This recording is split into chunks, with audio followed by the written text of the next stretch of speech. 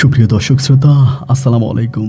দেশ অথবা দেশের বাইরে থেকে প্রিয় বন্ধুরা, মাহে রমাদানের সম্ভবত শেষ জুমার শুক্রবারের এই পবিত্র রজনীতে যে যেখান থেকে বাস্তব অলৌকিক পরীর গল্প শোনার জন্য আমার সঙ্গে যুক্ত হয়েছেন আমি আপন। আর যে আপন জীবনের গল্পের 1515তম পর্বে আপনাকে প্রতিদিনের মতো স্বাগতম জানাচ্ছি। বন্ধুগণ, আজ আমি শোনাবো খুলনার ভাই রিকশা ড্রাইভার মোহাম্মদ হেলাল হোসেনের জীবনের চরম অলৌকিক পরীর সঙ্গে ঘটে যাওয়া 9 বৎসরের এক ভয়ানক বাস্তব জীবন কাহিনী। বন্ধুরা, আজকের গল্পের টাইটেল রিকশা চালকের সাথে পরীর 9 বছরের সংসার, সত্য ঘটনা। 1 বছর, 2 বছর, 3 বছর, 5 বছর নয়, টানা 9 বছর এই রিকশা ড্রাইভার জেনে শুনে পরীর সঙ্গে সংসার করে, যা শুনলে রীতিমতো আপনার শরীরের পশম দাঁড়িয়ে যাবে। এই রিকশা ড্রাইভার হেলাল আজ অন্ধ একজন মানুষ এবং দীর্ঘ বহু বছর জেল খেটে এসেছে। কেন সে অন্ধ হয়েছে, কেন সে জেলে গেল, এই সমস্ত ঘটনাগুলি আমি তুলে ধরবো আজকের এই ভিডিওতে। আশা করব শুরু থেকে শেষ পর্যন্ত খুলনার ভাই রিকশা ড্রাইভার হেলালের এই বাস্তব গল্পটা আপনার প্রত্যেকে আমার মুখে শুনবেন। বন্ধুগণ, আজকে শুক্রবারে আমি যখন মসজিদে গিয়েছিলাম, আমাদের মসজিদের ইমাম সাহেব জিনদের নিয়ে কিছু আলোচনা করেছিলেন। পবিত্র আল কোরআনে লেখা আছে, মৃত্যুর পরে এই দুনিয়াতে জিন আর ইনসানের বিচার হবে। অনেকের মনে একটা প্রশ্ন জাগে, আমরা মানুষ জাতি, আমাদের মুহাম্মদ সাল্লাল্লাহু সাল্লাম ছিলেন সহ অন্য অন্য নবী, রাসূল, ওলিয়া, আউলিয়ারা দুনিয়াতে এসেছে, কিন্তু জিন জাতির যখন আমাদের মৃত্যুর পর বিচার হবে, তাহলে জিনেদের মাঝে ইসলাম প্রচার কে করেছে? জিনদের কোনো অলি ছিল? জিনের কোনো আউলিয়া ছিল? বা আমাদের মুহাম্মদ সাল্লাল্লাহু সাল্লামের মতো জিনদেরও কি তেমন কোনো প্রিয় নবী ছিলেন? এই প্রশ্নগুলো রীতিমতো আমাদেরকে প্রশ্নবিদ্ধ করে। এই প্রশ্নের উত্তর খোঁজার জন্য আমি সীতাকুণ্ডে দুর্গম পাহাড়ে ছুটে গিয়েছিলাম জিন হুজুরের মাজারে। এটা গোটা বাংলাদেশের গোটা বাংলাদেশ নয়, তথা গোটা দুনিয়ার একমাত্র মাজার, যেটাকে জিন হুজুরের মাজার বলে থাকে। অনেকেই সেটাকে টইন ফকিরের মাজারও বলে। তিনি নাকি শূন্য টিনের উপরে বসে সাধনা করতেন এবং তিনি মৃত্যুবরণ করার পরে তাকে যেখানে রাখা হয়, কিছুক্ষণ পরে তার লাশ আর খুঁজে পাওয়া যায় না। অবাক বিষয় হচ্ছে, এখন অনেকেই বলে থাকে যে এই মাজারের আশেপাশে টইন ফকির বা জিন হুজুর পাগড়ি মাথায় ঘোরাফেরা করে। এরকম অনেকেই দেখেছে। সেই রকমই একটা 10-12 মিনিটের ভিডিও আমি রেকর্ড করেছি, যা আমার জীবনে খুবই ভয়ানক এক অভিজ্ঞতার সম্মুখীন আমি হয়েছি। এই জায়গাটা খুবই ধর্মীয় এবং পবিত্র একটা জায়গা। সবাইকে অনুরোধ করব, আপনারা যদি বাংলাদেশের একমাত্র, গোটা দুনিয়ার একমাত্র জিন হুজুরের মাজার পরিদর্শন করতে চান, দেখতে চান, তবে ভিডিওর এই আই বাটনে ক্লিক করে অথবা এই ভিডিওর ডেসক্রিপশনে গিয়ে আপনারা অবশ্যই সেই জিন হুজুরের অলৌকিক মাজার দেখবেন। তা হয়তো আপনার জীবনটাকে পাল্টে দিতে পারে, কারণ এই ভিডিওতে এমন কিছু জিনিস রয়েছে। এবং আজকের মোহাম্মদ ড্রাইভার হেলালের জীবনের গল্পটাও শুনবেন। গল্প শেষে ড্রাইভার হেলালকে আপনার মতো করে একটা মন্তব্য কমেন্ট বক্সে লিখবেন। ধন্যবাদ সবাইকে। সুপ্রিয় বন্ধুগণ, আসসালামু আলাইকুম। আমার নাম মোহাম্মদ হেলাল হোসেন, আমার বাড়ি খুলনা বিভাগে। বন্ধুরা, আমি আমার জীবনের গল্পটা শুরু করার শুরুতে আপনাদেরকে আমার পরিবারের সম্বন্ধে জানিয়ে রাখি। আমার পরিবারে আমি আছি, রয়েছে আমার দাদিমণি, আর কেউ নেই। আমার জীবনের গল্পটা 8-10টা স্বাভাবিক মানুষের মতো নয়। আমি জন্ম হবার পর থেকেই দেখতে পাচ্ছি একজন বৃদ্ধ মহিলা আমাকে কোলে পিঠে করে বড় করছে। যখন থেকে বুঝ হয়, বয়স হয়, তখন থেকে জানতে পারি এই বৃদ্ধ মহিলাটাই হচ্ছে আমার দাদি। একটা পর্যায়ে যখন আরও একটু বড় হই, দেখতে পাই বাবা তার সন্তানকে কোলে নিয়ে হাঁটছে, মা তার সন্তানকে আদর করছে। এমন দৃশ্যগুলো যখন আমি আমার চোখে দেখতে পাই, তখন আমি দাদিকে জিজ্ঞেস করি, ও দাদি, কি আমার বাবা, কি আমার মা? তখন দাদির মুখে জানতে পারি আমার মা নাকি দেখতে খুব বেশি সুন্দরী ছিলেন। আমি জন্ম হবার পরেই আমার মা এক পরকীয়ায় লিপ্ত হয়ে যায় এবং পরকীয়ায় লিপ্ত হয়ে আমার মা সেই পরকীয়ার পুরুষের সঙ্গে রাজধানী শহর ঢাকাতে চলে যায়। আমার বাবা পেশায় ছিলেন একজন রিকশা চালক। তার সুন্দরী বউকে ধরে রাখতে না পেরে বউ যখন চলে যায়, আমার বাবাও তখন আমার মায়ের জন্য পাগল হয়ে যায়। রাস্তায় রাস্তায় রিকশা চালাতো আর আমার মায়ের নাম ধরে ধরে ডাকতো। একসময় সবাই আমার বাবাকে পাগল বলে আখ্যায়িত করে। একটা পর্যায়ে বাবা আর রিকশা চালাচ্ছে না, শুধু রাস্তায় ঘুরে ঘুরে আমার মাকে খুঁজে বেড়াচ্ছে। এরকম করতে করতে আমার বাবাও একদিন গাঁও গ্রাম ছেড়ে রাজধানী ঢাকার উদ্দেশ্যে চলে যায় আমার মাকে খোঁজার জন্য। এটাই ছিল আমার বাবার শেষ চাওয়া। এরপরে আমার বাবা আর কোনোদিন আমার কাছে ফিরে আসেনি, বাবাও আসেনি, মাও আসেনি। তখন থেকে এই বুড়ি মহিলা আমাকে আস্তে আস্তে করে বড় করতেছে। ওনার শরীরে তখন শক্তি ছিল না, আমাকে খাওয়ানোর মতো সামর্থ্য ওনার নেই, যার কারণে উনি সেই সময়টাতে আমাদের এলাকায় একটা বাজার ছিল, ওই বাজারে ভিক্ষা করতেন।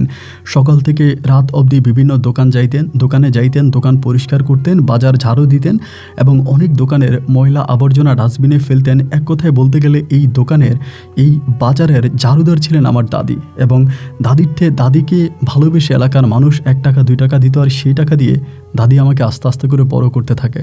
আমার বয়স যখন আনুমানিক 7 বছর বয়স, তখনই দাদি আমাকে আমাদের ওই বাজারেরই একটা রিক্সার গ্যারেজে কাজে লাগিয়ে দেয়। আমি তখন রিক্সার গ্যারেজে কাজ করতে থাকি। রিক্সার ওই গ্যারেজে কাজ করতে করতে আস্তে আস্তে আমি প্রায় অনেকটাই বড় হয়ে যাই। আমার বয়স তখন প্রায় 16 থেকে 17 বছরের কাছাকাছি। সে সময়তে আমি প্রায় টাগরা জোয়ান। আমার দাদি ওই মুহূর্তে আর বাজার ঝাড়ুদারের কাজ করে না। দাদিকে তখন আমি আমাদের গ্রামের বাড়িতেই মানুষের কাছ থেকে বলে ছোট্ট একটা জায়গা নিয়েছি এবং সেই জায়গায় একটা ঘর বানিয়ে আমি দাদিকে রেখেছি। আমি তখন সকাল থেকে বিকাল অবধি রিক্সা চালাতাম। আমাদের ওই গ্রামের পাশেই ছিল একটা স্টেশন, যে স্টেশনে মাঝে মাঝে রাতের বেলায় ঢাকা থেকে বাস এসে থামতো। আশেপাশের গ্রামের মানুষগুলোকেই আমি তখন আমার রিক্সা দিয়ে ওই স্টেশন থেকে বাড়ি পৌঁছে দিতাম। এরকম করে আমার দিন আর রাতগুলো কাটতে থাকে। এই করতে করতে একদিন রাতের বেলায় আনুমানিক প্রায় 1টার মতো বাজে। চারদিকে তখন ঘুটঘুটে অন্ধকার ছিল। রাত ওই 1টা বাজে যখনই ঢাকার বাসটা এসে থামবে, আমি তখন শিওর ছিলাম যে আমাদের গ্রামের কোনো না কোনো মানুষ আসবে।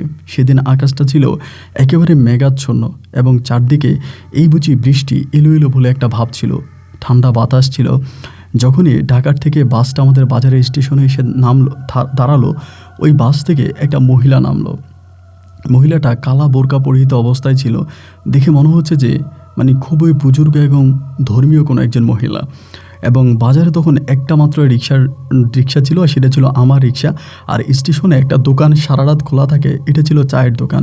চায়ের দোকানে তখন প্রায় 2-3 জন লোক বসে বসে চা খাচ্ছে, গল্পগুজব করছে। তাদের মধ্য থেকে একজন বলে উঠলো, ও হেলাল ড্রাইভার, দেখো না বাস থেকে কে নামছে, হয় তোমার ভাড়া আসছে, যাও যাও। আমি তখন আস্তে করে রিক্সাটা টান দিয়ে মহিলার কাছাকাছি গেলাম। মহিলার হাতে একটা পোটলার মতো কি জানি ছিল, যেটা লুঙ্গি দিয়ে পেঁচানো এরকম কিছু একটা। তিনি কোনো কথা বলে না, চুপচাপ এই স্টেশনে দাঁড়ায় আছে। আমি তখন তাকে আফা বলবো না ভাবি বলবো না দাদি বলবো না কি বলবো ঠিক বুঝতে পারছি না, কারণ বোরকার ভিতরে তার বয়সটা আসলে বোঝা যাচ্ছে না। আমি তখন কোনো কিছু না ভেবে বললাম যে, কোথায় যাবেন আপনি? মহিলা তখন বলল, আপনি যাবেন? যখন আপনি যাবেন বললো, তার কণ্ঠটা শুনলাম, তখন মনে হলো যে এটা কোনো একটা মেয়ের কণ্ঠ হবে, এরকমই ছিল। আমি বললাম, হ্যাঁ গেলে তো যাবই, কই যাবেন?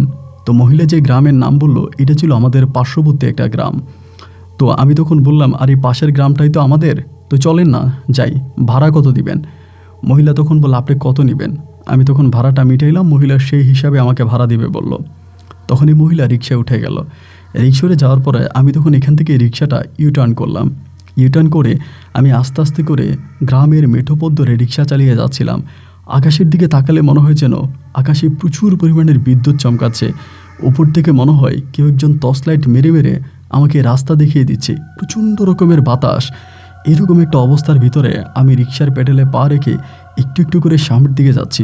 অবাক করার বিষয় হলো, আমার রিক্সাতে যে মানুষটা বসে আছে সে কোনোভাবেই নড়াচড়া করছে না। এবং আমি যখন রিক্সা চালালে রিক্সাটা যেরকম হালকা থাকে, রিক্সাটা যেন একেবারে হালকা হয়ে আছে। রিক্সার মধ্যে একজন মানুষ যে বসে আছে তা ঠিক বোঝার কোনো উপায় নেই। তিনি কোনো শব্দ করে না। আমি ঠ্যাংনা দিচ্ছি, রিক্সা জাকুনি দিচ্ছি, তার ওখান থেকে কোনো রকমের সাউন্ড আসে না। একবার ভাবতেছি এই মহিলা কি রিক্সাতে আসে, না বা রিক্সা থেকে চলে গেছে। এই ভেবে ভেবে আমি একটা জায়গায় যাওয়ার পরে হালকা রিক্সাটা স্লো করলাম। স্লো করে পিছনের দিকে ফিরে তাকালাম।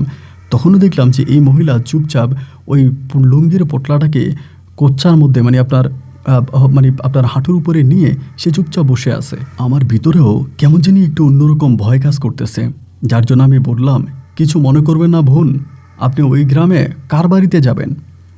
এটা বলার পরে মহিলা তো কোনো শব্দ করে না, প্রথম থেকে কোনো শব্দ করলো না। আর একটু সামনে গেলাম, গিয়ে জিজ্ঞেস করলাম, কী ব্যাপার, আপনি কি আমার কথা শুনতে পাচ্ছেন না? আমি বললাম, আপনি ওই গ্রামে কার বাড়িতে যাবেন? এটা বলার পরে সে খুব কান্না কান্না কণ্ঠে বলল, জামশেদ মজুমদারের বাড়িতে। যখন বলল জামশেদ মজুমদার, আমি তখন একটু থমকে দাঁড়ালাম, কারণ জামশেদ মজুমদারে আমাদের বাজারে ওনার মুদির দোকান রয়েছে এবং জামশেদ মজুমদার আমাদের এলাকাতে খুব নাম করা একজন মানুষ। আমি যখন বললাম যে আপনি জামশেদ মজুমদার বাড়িতে যাবেন, আপনি জামশেদ মজুমদারের কি হন? আর কোনো কথা বলে না। আমি আবার বললাম, কি হলো, আপনি জামশেদ মজুমদারের কি হন? আর কোনো শব্দ শেয়ার করে না। এবং একটু পরে আমি রিকশার মধ্যে থেকে মানে তার এখান থেকে কান্নার শব্দ পাচ্ছি। হুফিয়ে হুফিয়ে মনে হয় সে যেন কান্না করছে। আমি ঠিক বুঝতে পারতেছিলাম না যে আমার সঙ্গে সে রাতে কী হতে যাচ্ছে। আমি সেই গ্রামে ঢুকবো। গ্রামে ঢুকার আগ মুহূর্তেই একটা ব্রিজ আছে, অনেক বড় একটা লোহার ব্রিজ। এই লোহার ব্রিজে ওঠার আগেই মহিলাটা তখন পিছন থেকে বলে উঠলো, ভাই রিকশাটা থামান। যখনই বললো ভাই রিকশাটা থামান, আমি রিকশাটা থামিয়ে ফেললাম। থামিয়ে রিকশা থেকে নেমে তার দিকে ফিরে তাকালাম। বললাম, কি হয়েছে, যাবেন না? মহিলা বলে, হ্যাঁ আমি যাব, তবে এই রাস্তা দিয়ে যাব না, আমি জমি দিয়ে যাব। মানে এদিকে আইল আছে, আইল দিয়েও কিন্তু হেঁটে হেঁটে গ্রামে যাওয়া যায়। আমাকে বলে আমি আইল দিয়ে হেঁটে হেঁটে গ্রামে যাব। আমি তখন বললাম, আপনি রিক্সা ভাড়া করলেন, রিক্সা দিয়ে আমি আপনাকে জামশেদ মজুমদারের উঠানে নামাই দিয়ে আসবো, আপনি বাড়িতে যাবেন, কিন্তু সে না দিয়ে আপনি মাঝ রাস্তায় কেন নেমে যাচ্ছেন? আপনি তো আমাকে ভাড়া মানে সেটাই দিতে হবে যেটা আপনার সাথে আমার কথা হয়েছে। মহিলা তখন বলতেছে, আপনার সঙ্গে আমার যেই কথা হয়েছে আমি আপনাকে সেই ভাড়াই দিব, কিন্তু আমি এখানে নেমে যাব। তো এই বলতে বলতে সে কান্না করতেছিল। আমি কিছুই বুঝতে পারতেছিলাম না। আমি রিক্সাটা তখন সেখানে নামালাম, সে রিক্সা থেকে নামলো। নামার পরে আমি বললাম, শোনেন, দাঁড়ান, চারদিকে গুটগুটার অন্ধকার, এই রাস্তার মধ্যে আপনি আর আমি ছাড়া কেউই নেই। আমি ভালোই ভালোই বলি, আপনি ভালোই ভালোই উত্তর দেন। আপনি জামশেদ মজুমদারের কি হন, আর কেনই বা এত রাতের বেলায় ঢাকা থেকে আসছেন, আর আমার রিক্সাতে এসে বসে হুপিয়ে হুপিয়ে কাঁদলেন কেন? মাঝ রাস্তায় আপনি নেমে যাচ্ছেন, আপনি কি আত্মহত্যা করবেন? তখন মহিলা আমার দিকে তাকিয়ে বলে, কেন আপনি আমাকে এতগুলো প্রশ্ন করছেন? আমি তো আপনার ভাড়া আপনাকে দিয়েই দিয়েছি, এরপরে আর আপনি আমার কাছে কি চান? আমি বললাম, না না না, ঠিক আমি আপনার কাছে কিছুই চাই না, শুধু আমি আপনাকে এইটুকুই বলতে চাই যে আপনি এই জায়গার মধ্যে নেমে কেন গেলেন, এই প্রশ্নটাই জানতে চাই। মহিলা বলে, আমি চোর, তাই তো নেমে গেছি। চোরেরা তো সবসময় গোপন পথ দিয়ে গ্রামে ঢোকে, আমি গোপন পথ দিয়েই ঢুকবো। আমি তখন বললাম, জামশেদ মজুমদারের বাড়িতে যাবেন? জামশেদ মজুমদার এত টাকা পয়সাওয়ালা একটা মানুষ, তার বাড়িতে চুরি করতে হবে কেন? আপনি আসলে কে বলেন তো? এটা বলার পরে তার কান্নার শব্দটা তখন আরও দ্বিগুণ হয়ে গেল, আরও সে কান্না শুরু করলো। আমি বললাম, দেখেন, কান্না করবেন না, আপনি কি আমাকে বলেন? তখন কাঁদতে কাঁদতে বলে, আমার নাম জ্যোৎস্না। যখন জ্যোৎস্না বলল, আমি তখন বললাম, জ্যোৎস্না আপনার নাম, আপনি জামশেদ মজুমদারের কি হন? বলে, আমি জামশেদ মজুমদারের বড় মেয়ে। আমি বললাম, জামশেদ মজুমদারের বড় মেয়ে আপনি? আমি যতটুকু জানি জামশেদ মজুমদারের বড় মেয়েকে বিয়ে দেওয়া হয়েছে ঢাকাতে। আমি বললাম, জামশেদ মজুমদারের বড় মেয়েকে তো ঢাকায় বিয়ে দিয়েছে, আপনি কি ওই মেয়ে বলতেছেন? আপনি কি ওই মেয়ে? বলে, হ্যাঁ, আমি জামশেদ মজুমদারের বড় মেয়ে, আমাকে ঢাকায় বিয়ে দেওয়া হয়েছে, ঢাকার পাশে নারায়ণগঞ্জে। আমি তখন বললাম, আচ্ছা ঠিক আছে, কিন্তু আপনি এত রাতের বেলায় কেন কান্না করতেছেন? মেয়েরা তো বাপের বাড়িতে আসলে খুশি হয়, হাসি মুখ থাকে এবং হাসি মুখে বাবার বাড়িতে যায়, কিন্তু আপনি কেন কান্না করতে করতে বাবার বাড়িতে যাচ্ছেন? আপনার মুখে কেন হাসি নাই? মেয়েটা তখন বলতেছে, দেখেন, আমি কান্না করতে করতেই যাব, কারণ আমি কান্না করার মতো ঘটনা ঘটিয়ে আসছি। আমি বললাম, মানি কি ঘটনা ঘটাইছেন? পরে বলতেছে, যেহেতু শুনতেই চান তাহলে বলি, আমি আমার স্বামীকে ডিভোর্স দিয়ে আসছি। আজকে দিনে আমি আমার স্বামীকে ডিভোর্স করছি এবং ডিভোর্স করে আমি বাসে উঠে আমার বাবার বাড়িতে আসছি, কিন্তু আমি ঠিক জানি না আমার বাবার বাড়ি পর্যন্ত আমি যেতে পারবো কি না বা যাবো কি না। একবার চিন্তা করতেছি যাব, আবার চিন্তা করতেছি যাব না। আমি বললাম, কেন? না যাওয়ার কি আছে? পরে বলে, আমার বাবা যদি জানতে পারে আমি আমার স্বামীকে ডিভোর্স দিয়ে ঢাকা থেকে চলে আসছি, তাহলে বাবা হয়তো আমাকে মেরেই ফেলবে। বাবার কাছে গিয়ে মরবো নাকি বাবার কাছে না গিয়ে মরে যাব, ঠিক এটাই চিন্তা করতেছি।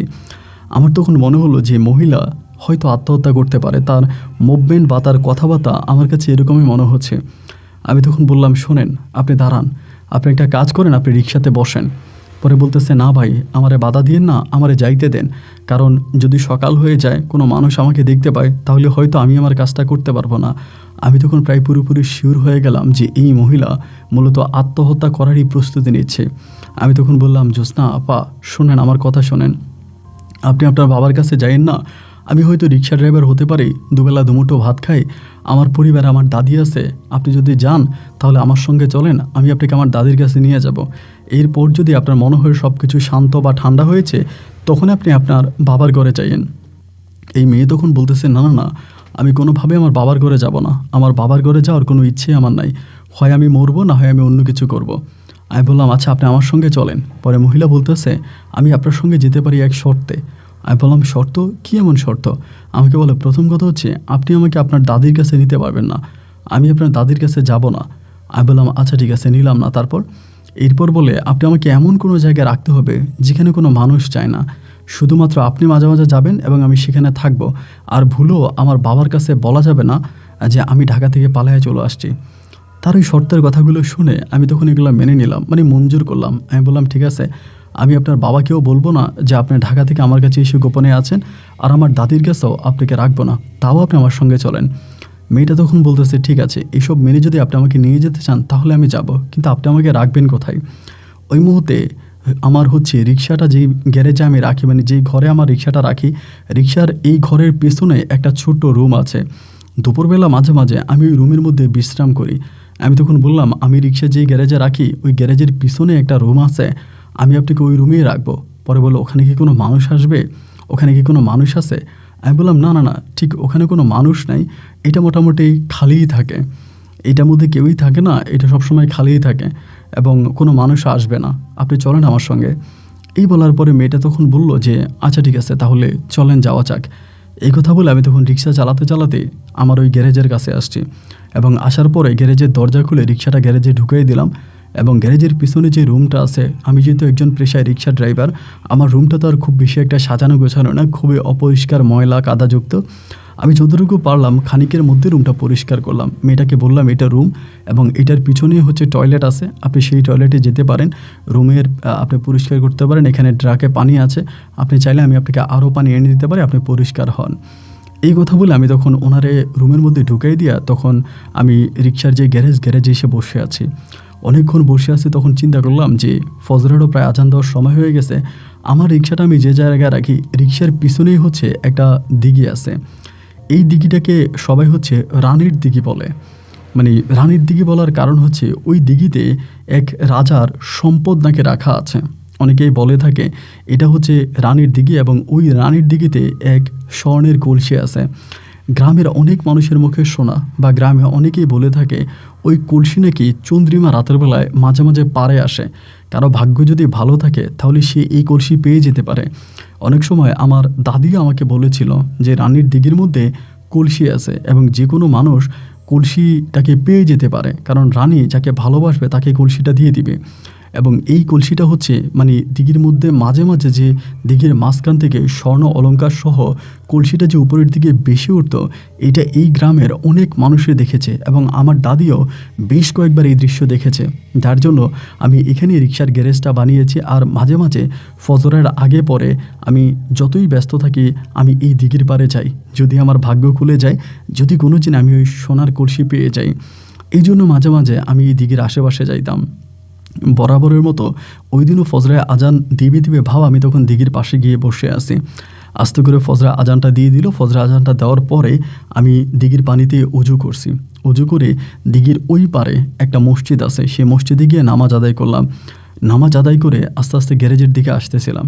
গ্যারেজের দিকে এসে মহিলাটা যে ঘরে ঘুমিয়ে আছে সেই ঘরের দিকে তাকালাম, দেখলাম সে একদম নিভৃতে ঘুমিয়ে আছে। এবং সে যখন ঘুমিয়ে আছে আমি তখন আর কোনো কিছু বললাম না। আমি আস্তে আস্তে করে আমার দাদির কাছে গেলাম। সেই পর্যন্ত দাদি ঘুম থেকে উঠে গেছে। আমি চিন্তা করছি এই মহিলার ঘটনা বা এই মেয়ের ঘটনা আমার দাদির কাছে আমি আজ তেমন কিছুই বলবো না, কারণ দাদির কাছে বলতে গেলে এটা হয়তো অন্যরকম হয়ে যেতে পারে, আমার দাদি হয়তো বিষয়টা অন্যদিকেও নিয়ে যেতে পারে। যার কারণে আমি সিদ্ধান্ত নিয়েছি যে দাদির কাছে আমি কোনো কিছুই জানাবো না বা দাদিকে কিছুই বলবো না। জাস্ট আমি ওনাকে বাড়ি পর্যন্ত মানে ওনার ঝামেলাটা শেষ হওয়া পর্যন্ত ওনাকে গ্যারেজে রাখবো। দাদি ঘুম থেকে উঠলো, আমি দোকান থেকে নাস্তা বানিয়ে নিয়ে গেলাম, দাদির আমি মিলে নাস্তা করলাম। দাদি বলল সারা রাত খেপ মারছিস? আমি বললাম হ্যাঁ দাদি, সারা রাত মোটামুটি খেপে মারছি। দাদি বলে ঘরে ঘুমাবি না গ্যারেজে ঘুমাবি?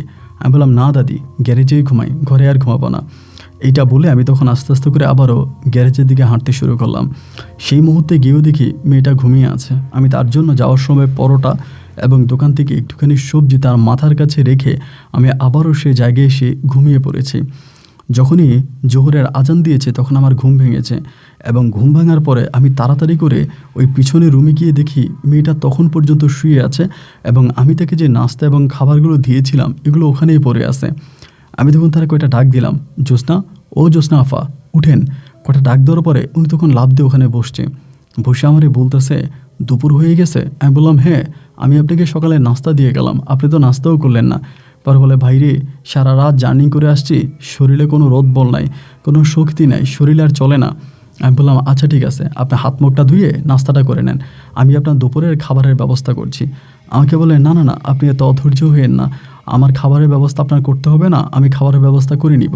আমি বললাম, আরে আপনি কীভাবে করবেন, এখানে তো রান্নাবান্নার কোনো ব্যবস্থা নাই, বা আপনি খাবেনটা কি, এটা কেমন কথা বলতেছেন? না না, তা ঠিক না। আমি তখনই সে আমাকে আবারও বলতেছে, আমি যে আপনার কাছে আসি, আপনি কি এটা কারো কাছে জানাইছেন বা কাউরে বলছেন? আমি বললাম, না না না, আপনি যে আমার কাছে আসেন এই বিষয়ে আমি কারোর সঙ্গে কোনো কথা বলি নাই, আমি কাউকেই কোনো কিছু জানাই নাই। তো এইটা বলার পরে তখনই সে আবারও তার মতো করে আমার এখানে থেকে গেছে। আমি তো আবার রাতের বেলায় রিক্সা চালাতে চলে যাব, কারণ ওই সময় তো আমি শুধু রাতেই খ্যাপ মারতাম, দিনের বেলায় মারি না, রাতের বেলায় খ্যাপ মারি। এরপর আমি তারে দুপুরে খাবার দিলাম প্রায় বিকেল 3টার দিকে। 3টায় সে খাওয়া দাওয়া করছে, করার পর আমি বললাম, আচ্ছা আপনি কি এই ঘরে একা একা থাকতে পারবেন? উনি আমার বলে, হ্যাঁ পারবো, কেন?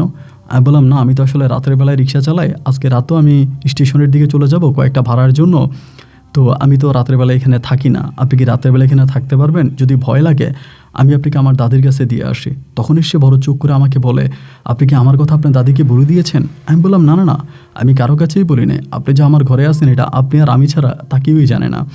আমি যে মেয়েটার সঙ্গে কথা বলতেছি সে ততক্ষণ পর্যন্ত কিন্তু বোরকার মুখোশ পরা অবস্থায় আছে, সে ঘুমাচ্ছে, খাচ্ছে, যাই করতেছে মুখোশের উপর দিয়ে, বোরকার মুখোশ কিন্তু আমার সামনে খোলে না। আমি তখন বললাম, আচ্ছা ঠিক আছে, তাহলে আপনি রেস্ট করেন, আমি রিক্সা নিয়ে বেরোবো। আসরের আজান দিল, নামাজ পড়লাম, আসরের পরে আমি তখন রিক্সা নিয়ে বেরিয়ে গেছি। সে বলল সে একা একা থাকতে পারবে। যখন সে বলল একা একা থাকতে পারবে, তাহলে তো আমার আর কোনো সমস্যা নাই। তার একা একাই রুমে রেখে আমি রিক্সা নিয়ে আস্তে আস্তে করে বেরিয়ে পড়লাম। এবং রিক্সা নিয়ে আমি আবারও আপনার গ্যারেজের ওখানে, আমার ওই যে বাস কাউন্টার আছে, বাস কাউন্টারের ওখানে গেলাম, বসে আছি, খ্যাপ মারতেছি, ভাড়া মারতেছি, আর মনে মনে ভাবতেছি যে মেয়েটারে একা একা ঘরে রেখে আসলাম, আল্লাহ না জানে মেয়েটা কি হয়ে যায়। আবার কেউ যদি কখনো জানতেও পারে এই রুমের মধ্যে আমি একটা মেয়েকে রেখেছি, তাহলেও হয়তো মহা কেলেঙ্কারি কাণ্ড ঘটে যেতে পারে। কারণ গ্যারেজের আশেপাশে অনেক বাড়িঘর আছে, কেউ যদি জেনে যায় আমি ওখানে কোনো একটা মেয়েকে লুকিয়ে রাখছি, আর এই মেয়েটা যে জামশেদ মজুমদারের মেয়ে, এটা জানলে তো আর লোকেরা আমার হাড্ডি রাখবে না, আর জামশেদ মজুমদারও আমাকে বাঁচায় রাখবে না। তো জামশেদ মজুমদার দোকানটা মাঝে মাঝে রাতে 9টা-10টা পর্যন্ত খোলা থাকে ওই কাউন্টারে বা বাস স্ট্যান্ডে। তো আমি মাঝে মাঝে এই জামশেদ মজুমদারের দোকানের সামনে গিয়ে দাঁড়ায় থাকি, ওনার মুখের দিকে তাকিয়ে থাকি। ওনার মেয়ে নাই, ওনার মেয়ে হারায় গেছে, ওনার মাথায় তো একটা চিন্তার ভাঁজ পড়ে যাওয়ার কথা, মানে মোটামুটি একটু টেনশন পড়ার কথা। বাট এই লোকটার মাঝে আমি কোনো রকমের টেনশন দেখতে পাচ্ছি না। তিনি একেবারে দিব্যি নীরবে অনেকটা ভালো আছে, তার মতো করে চলাফেরা করতেছে, দোকান সামলাইতেছে, দোকান বন্ধ করতেছে, বাড়ি যাইতেছে, মানে কোনো কিছুই তার মাঝে দেখি না। আমি ভেবে নিয়েছিলাম যেহেতু এটা পারিবারিক একটা ঘটনা, এই পারিবারিক ঘটনা তো অনেকেই বাইরের মানুষের সঙ্গে শেয়ার করতে চায় না, হয়তো তিনি কারোর সঙ্গে শেয়ার করে নাই, বা সে বাইরে থেকে নিজেকে অনেকটা ভালো দেখাচ্ছে। তখন পর্যন্ত আমি আর বুঝতে পারি নাই, সকাল অবধি পর্যন্ত ভাড়া মারলাম। ফজর আজানের পরে আমি যথারীতি আবারও এই রিক্সাটা নিয়ে আমার ওই দিঘির পাড়ে, রানী দিঘির পাড়ে গিয়ে দাঁড়ালাম। রানী দিঘির ওই স্বচ্ছ পরিষ্কার পানিতে হাত মুখ ধুয়ে রানী দিঘির পাড়ে তখন বসে আছি, এবং সেদিন আমি আমার নামাজটাও ওই রানী দিঘির পাড়েই নামাজ আদায় করলাম। তখনও সূর্য মামা উকি দেয়নি, সেই পর্যন্ত মোটামুটি একটু একটু করে পূবের আকাশটা যেন লাল হচ্ছিল। এই সময়টাতে আমি তখন আস্তে আস্তে করে ঘরের দিকে আসলাম, গ্যারেজে আসলাম। গ্যারেজে এসে রিক্সাটা গ্যারেজে ঢুকাইলাম, ঢুকিয়ে আমি যখনই মেয়েটার রুমের দিকে গেলাম তখনই ভাই আমি অবাক হয়ে গেলাম। আমি দেখলাম সে অনেকগুলো ফল নিয়ে বসে আছে, একটা ডিশ সাজানো একটা ফল এবং বিভিন্ন পদের ফলগুলো নিয়ে সে বসে আছে। আমি তার দেখেই তো অবাক হয়ে গেলাম, এবং যখনও তার বোরকার মুখোশ পরা অবস্থায় ছিল, বাট তার চোখগুলো খুবই সুন্দর। মাঝে মাঝে তার হাতগুলো দেখতে পাই, হাতের মধ্যে লম্বা লম্বা কালো কালো একটু পশম টাইপের দেখা যায়, তবে হাতগুলো খুবই পশরা। আমি তার এই ফল দেখে বললাম, কি ব্যাপার, আপনি এত ফল কোথায় পাইলেন? আপনার এত ফল কে দিল? এবং এত ফল মনে হয় যেন এইমাত্র গাছ থেকে ছিঁড়ে আনছেন। আমি তো রিক্সা চালাই, আসলে এই ধরনের ফল ফ্রুটগুলো দোকানে সাজানো অবস্থায় দেখতে ভালোবাসি, কারণ এগুলা খাওয়ার মতো বা কেনার মতো সামর্থ্য তো আর আমার নাই। তো উনি তখন আমারে বলতেছে, আসেন ফল খান, সকালবেলা ফল খাওয়া ভালো। তো তার ওই ডিস্কের ওই যেটার উপরে সে ফলটা রেখেছে ওইটাও কিন্তু, ওই বাটিটাও কিন্তু বিশাল বড়। এরকম বাটি কিন্তু আমার রুমের মধ্যে নাই, যা কিনা চকচক করতেছে। তা আমিও ফল খাইতেছি, সেও ফল খাইতেছে, দুজনেই ফল খাইতেছি। এবং খেতে খেতে আমি তারে বললাম, আপনি কি আপনার বাসায় যাওয়ার কোনো চিন্তা ভাবনা করেছেন? মেয়েটা তখন আমাকে বলে, আপনি কি আমাকে জোর করে পাঠিয়ে দিবেন? আমি বললাম, না, আমি ঠিক আপনাকে জোর করে পাঠাবো না, আপনার যেদিন মন চায় আপনি সেদিনে যাবেন, আপনি হচ্ছেন আমার মেহমান, আমি কি মেহমানের সঙ্গে এত বড় বেয়াদবি করতে পারি? আমি এরকম কোনো কিছুই করবো না। পরে বলে, আচ্ছা ঠিক আছে, তাহলে আপনি আমাকে নিয়ে চিন্তা করবেন না, আমি আমার মতো করে আরও কয়টা দিন থেকে যাই, আমার পরিবেশ পরিস্থিতি সব কিছু ঠিক হলে আমি তারপরে চলে যাব। তো এই ঘটনার পরেও আমি আবারও তাকে তার মতো করে রেখে দিলাম। আমি তার জন্য বালতি পরিয়ে পানি নিয়ে আসি, ওই পানিতে সে রাতের বেলায় গোসল করে এবং সে সারাদিনই ঘুমায়। আমি সারাদিন যেমন ঘুমাই সেও সারাদিন ঘুমায়, এবং রাতের বেলায় আমি যখন গাড়ি নিয়ে বেরিয়ে যাই, রিক্সা নিয়ে বেরিয়ে যাই, ওই মুহূর্তটাতে সে বাইরে যায়, বারান্দায় যায়, অথবা পিছনে যে দিঘি আছে দিঘির পাড়ে যায়, এইভাবে তার সময়গুলো কাটতেছে। এরকম করতে করতে প্রায় আরও 3 থেকে 4 দিনের মতো কেটে গেল। প্রতি রাতের মতো ওই রাতেও আমি তখন এই ফজরের মুহূর্তে এসে ওই দিঘির পাড়ে বসে আছি এবং দিঘির পাড়ে কেমন যেন একটু আল্লাহ বিল্লাহ করতেছিলাম, জিকির আসকার করতেছিলাম। তো সেরাতে যখন আমি ঘরে আসছি, মানে ফজরের টাইমে যখন ঘরে আসছি, ওই দিনও দেখলাম যে ও সবসময় সকালে খুবই অন্যরকম খাবার দিয়ে নাস্তা করতো, যেটা স্বাভাবিকভাবে আমার মতো মানুষের চিন্তা ভাবনার বাইরে। এত দামি খাবার দিয়ে সে নাস্তা করতো। মনে বারবার প্রশ্ন জাগতো যে এই খাবারগুলো সে কোথায় পায়, এই খাবারগুলো কোত্থেকে আসে। তো এই প্রশ্নগুলো মনের মধ্যে জাগতো, বাট তারে কোনো প্রশ্ন কখনোই করতাম না। প্রশ্ন যদিও টুকিটাকি করতাম, বাট সে আমাকে ওই প্রশ্নের কোনো সৎ উত্তর দিতে পারতো না, যার জন্য তাকে আমি প্রশ্ন করা বাদ দিয়েছি। তো এইভাবে আরও কয়েকটা দিন কেটে যাওয়ার পরে ওই দিন রাতে যখন আমি দিঘির পাড় থেকে আসতেছিলাম, তো এসে সকালে তার সঙ্গে নাস্তা করতেছি আর আমি বলতেছি, ও তখন আমারে বলে, আপনাকে একটা কথা জিজ্ঞেস করব? আমি বললাম, হ্যাঁ বলেন। পরে বলতেছে, আপনি প্রতি রাতের বেলায় ফজরের আগ মুহূর্তে বা ফজরের পরে আপনি সবসময় দিঘির পাড়ে বসে থাকেন। আমার কাছে মনে হয় যে আপনার মনের মধ্যে এই দিঘি নিয়ে কোনো একটা তাপস্যা আছে। আর ওই দিঘিটা কিন্তু ওই রুম থেকে, মানে আমার ওই গ্যারেজ থেকে স্পষ্ট দেখা যায়। আর আমি যে রিক্সা নিয়ে দিঘির পাড়ে এসে দাঁড়ায় থাকি প্রতি সকালবেলা, এটাও সে দেখতে পায়। তো আমি তখন তারে বললাম যে আসলে এটা তো খুবই লজ্জা এবং লোভনীয় একটা বিষয়, আপনাকে বলতে চাই না, তারপরেও যদি আপনি শুনতে চাচ্ছেন আমি আপনাকে বলি। আমি গ্রামের মানুষের মুখে শুনেছিলাম, লোকমুখে শুনেছিলাম, এই দিঘিটা নাকি রানীর দিঘি, এবং এই রানীর দিঘিতে স্বর্ণের কলসি আছে। গ্রামে অনেকেই বলা বলি করে এই কলসি যে বেশি ভাগ্যবান রানী তাকে দান করবে। আমার অনেক ইচ্ছা আছে, আমি তো রিক্সা ড্রাইভার মানুষ, জীবনে তো তেমন কিছু করতে পারবো না। একটা স্বপ্ন আছে, যদি কোনো দিন আমি ওই রানীর দিঘির স্বর্ণের কলসিটা পেয়ে যাই, ওই কলসিটা বিক্রি করে আমি আমার ভাগ্যের পরিবর্তন ঘটাবো। ওই তখন একটা হাসি দিল, এই প্রথম তার একটা হাসির শব্দ আমি শুনতে পেলাম, এবং হাসি দিয়ে আমাকে বলতেছে, আপনি আমাকে হাসাইলেন, আচ্ছা ঠিক আছে, আপনার যদি ওই কলসিটা খুবই প্রয়োজন হয় আমি আপনাকে ব্যবস্থা করে দিব। তখন আমি আসলে বুঝতে পারলাম না যে সে আসলে কে, এবং এতগুলো দিন আমার সঙ্গে আছে, আমি তাকে যাই খাবার দাবার দিই, সে আমার খাবারগুলো খুব বেশি একটা খায় না, হয়তো একটু একটু খায় এবং বাকিটা সে কুকুর বিড়ালকেই খাইয়ে দেয়। কিন্তু সকালবেলায় সে সবচেয়ে বেশি ভালো ভালো খাবার খায়, এবং সকালে তার রুমে খাবারগুলো কোত্থেকে আসে। এভাবে আরও দিনগুলো অতিবাহিত হচ্ছে। দিন যত ভাই সামনের দিকে যাচ্ছে, তার চলাফেরা, কথাবার্তা, হাসি, চলন বলন সব কিছু আমার কাছে কেন জানি একটা সন্দেহ সন্দেহ ভাব আমার মনে তৈরি করতেছে। ওই মুহূর্তটা পর্যন্ত আমি আমার দাদিকে কোনো কিছু বলি নাই, এবং আমাদের আশেপাশে কারোর সঙ্গে আমি বিষয়টা নিয়ে শেয়ার করিনি। এভাবে দীর্ঘদিন কেটে যাওয়ার পরে একদিন সন্ধ্যাবেলায় আমি এই জামশেদ কাকার দোকানের সামনে গিয়ে দাঁড়াইলাম। দাঁড়ানোর পরে জামশেদ কাকা আমারে বলতেছে যে, হেলাল, এক জায়গায় যাব, একটু দাঁড়া। তখন আপনার প্রায় সকাল না বিকেলের দিকে, আপনার প্রায় মাগরিবের কিছুক্ষণ আগ মুহূর্তে ওই টমেতে। পরে আমি বললাম যে, কাকা কই যাবেন? বলে, বাড়ি যাব। তো বাড়ি যাব যখন বললো, আমি তখন দাঁড়াইলাম। দাঁড়ানোর পরে সে তখন কী করলো, আপনার এই আমার রিক্সাতে উঠলো। তো ওই দিন যখন সে আমার রিক্সাতে উঠলো, আমার রিক্সাটা প্রচুর কাঁপতেছিল, মানে কেমন যেন একটা ভাইব্রেশন করতেছিল। আমার রিক্সায় কিন্তু কখনো এই ধরনের সমস্যা দেখা দেয়নি। তার বাড়িতে গেলাম, বাড়িতে যাওয়ার পরে সে আমারে বললো যে 1 মিনিট দ্বারা আমি আসতেছি। তো এটা বলে আবার আমার পিছন থেকে ডাক দিল, তুই আমার সঙ্গে আয়। এটা বলে আমি তখন ওনার সঙ্গে ওই ঘরের মধ্যে গেলাম। ঘরের মধ্যে যাওয়ার পরে উনি তখন করলো কি, একটা বস্তা নিল, মানে মোটামুটি একটা বস্তা, এবং বস্তাটা নিয়ে বলতেছে, এটা রিক্সার মধ্যে উঠা।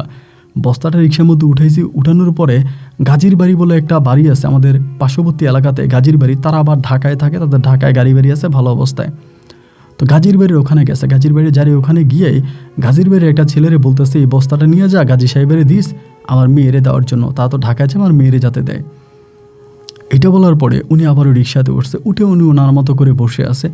পরে আমি বললাম যে, কাকা, ও জামশেদ কাকা, যে বস্তাটা দিয়ে আসলেন এটা কই পাঠাইবেন? বলে, এটা আমার ঢাকা আমার মেয়ের বাড়িতে পাঠাবো, জ্যোৎস্নার বাড়িতে। যখন বললো জ্যোৎস্নার বাড়িতে, আমি বললাম, জ্যোৎস্নার বাড়িতে পাঠাবেন? বলে, হ্যাঁ। আমি বললাম, জ্যোৎস্না কই আছে তা কি আপনি জানেন? এমনি বলতেছে। বলে, জানবো না কেন, অবশ্যই জানি, আমার মেয়ে ঢাকাতে আছে। আমি বললাম, আপনার মেয়ে ঢাকাতে আছে, তা কিভাবে বুঝলেন? পরে বলে, কিভাবে বুঝবো মানে, আমার বউ তো 2 দিন আগে ঢাকা থেকে আসছে। এটা বলার পর আমি তখন একটু চমকে গেলাম, রিক্সা চালাচ্ছি আর একটু অবাক হচ্ছে। আমি বললাম, আপনার বউ কি আপনার মেয়ের কাছে ছিল? বলে, হ্যাঁ, আমার মেয়ের বাসায় ছিল। আমার মেয়ের কিছু হাঁড়ি পাতিলের দরকার, কিছু গ্রামের জিনিসপত্রের দরকার, এই জন্যই তো আমার বউ এগুলো তার কাছ থেকে লিস্ট এনেছে, এবং এনে এগুলো আমরা গাজীকে দিয়ে পাঠাবো। গাজী তো এখানে যাবে, আমার মেয়ের বাসার পাশেই, উনি আমার মেয়েকে দিয়ে দিবে।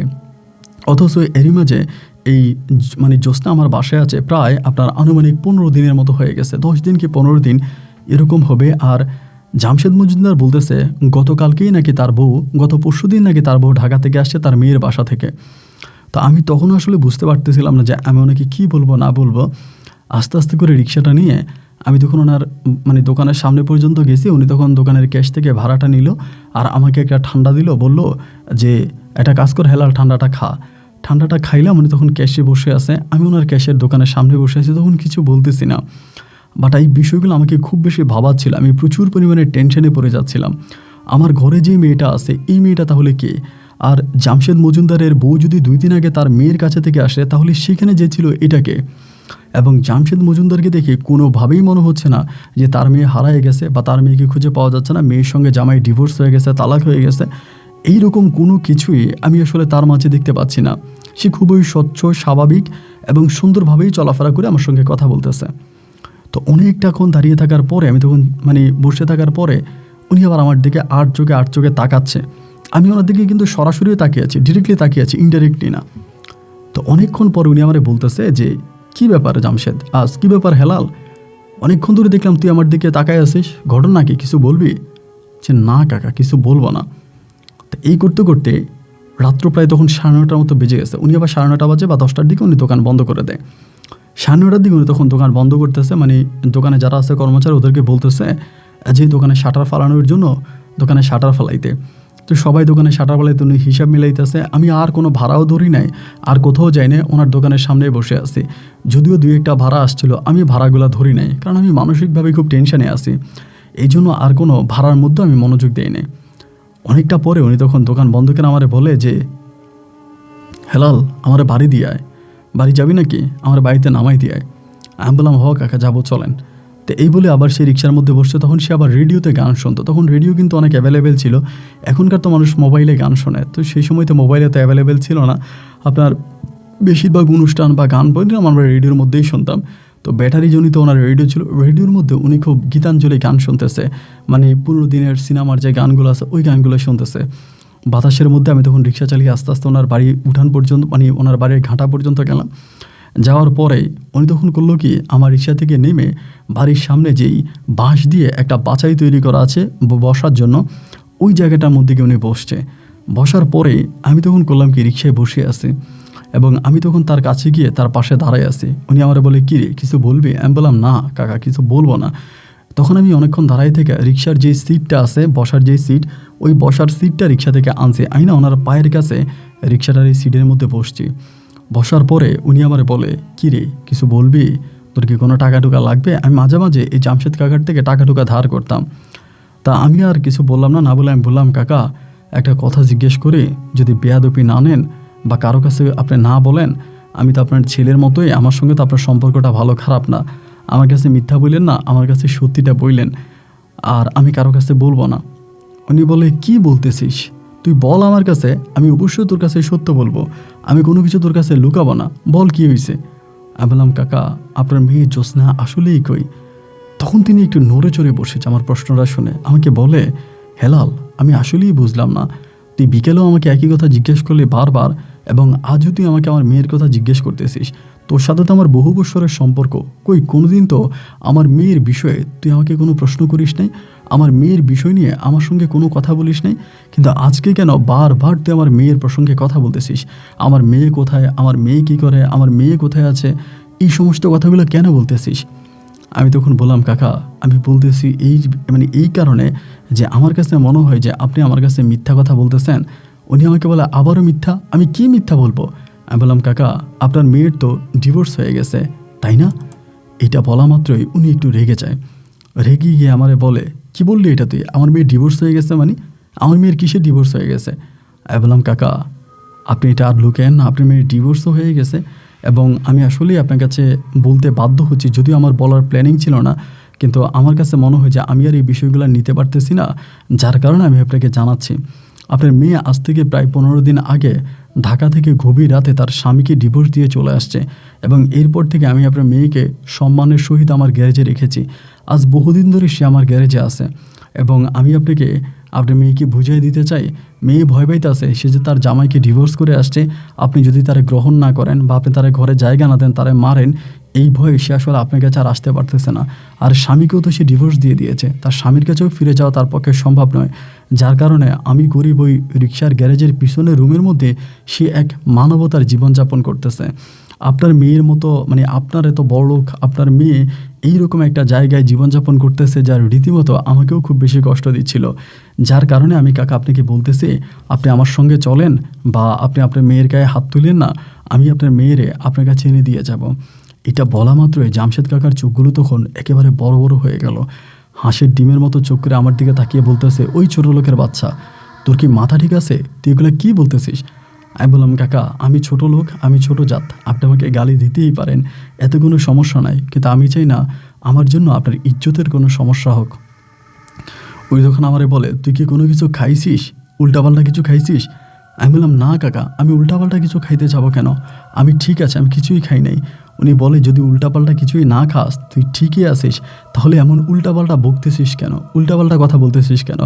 আমি বললাম কাকা, আপনি হয়তো আমার কথাটাকে বিশ্বাস করতে পারতেছেন না, যদি আমার কথা বিশ্বাস না করেন আপনি আমার সঙ্গে চলেন, আমি নিজের চোখে আপনার মেয়েকে আপনাকে দেখাবো। তবে অনুরোধ হচ্ছে একটাই, আপনি কোনো না কোনোভাবে আপনার মেয়ের গায়ে হাত তুললেন না বা মেয়েরা কষ্ট দিয়ে না, আপনার মেয়েটা আপনাকে অনেক ভয় পায়।